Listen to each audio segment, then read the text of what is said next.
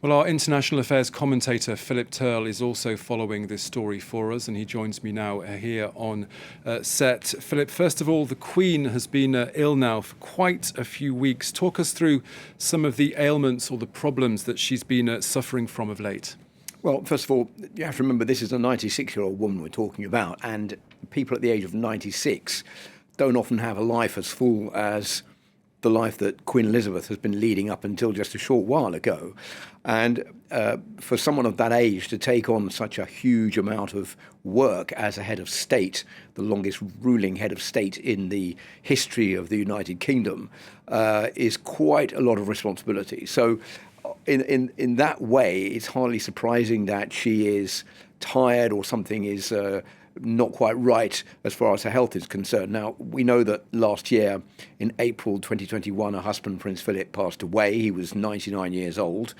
He was really her mentor, the person who was always with her, the person she could joke with, the person who was always two steps behind, who would be there to back her up in times when she was on state visits. So without him around, that was already a major shock for the Queen. Then we've seen her go through the COVID crisis. She got COVID-19.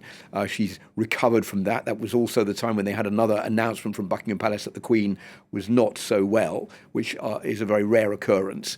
And then we were informed during the Jubilee celebrations, because she was quite largely absent from that she had mobility problems. And now she's using a walking stick.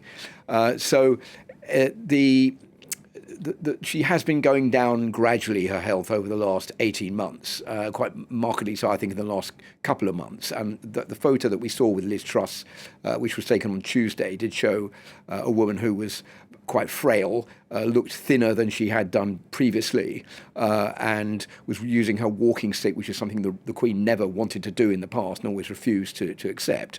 So I think that there is reason for concern, because it looks as though her health has taken a turn for the worse today.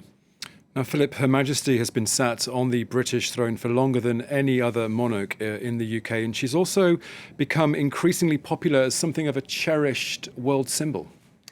If you think about it, Thomas, there's nobody else around today who can remember back to before the Second World War. She's the only head of state still in activity who was active during the Second World War, when she was part of the territorial army then. She's had a tremendous life as a member of the royal family. Wasn't born to be queen originally, because her father wasn't destined to become king. All that was thrown into a terrible constitutional crisis following the abdication of Edward VIII in 1936, which is one of the reasons the Queen herself has never decided that she would like to abdicate. And after all these years and all these heads of state she's seen, from Winston Churchill, her first prime minister, right up to Liz Truss on Tuesday, every French president from Vincent Auriol, including General de Gaulle and François Mitterrand, all the other heads of state like John F. Kennedy in the United States and Nelson Mandela, they've all been to see the Queen. So she has this enormous amount of diplomatic experience that she can share with the British Prime Minister, whom she meets with once a week.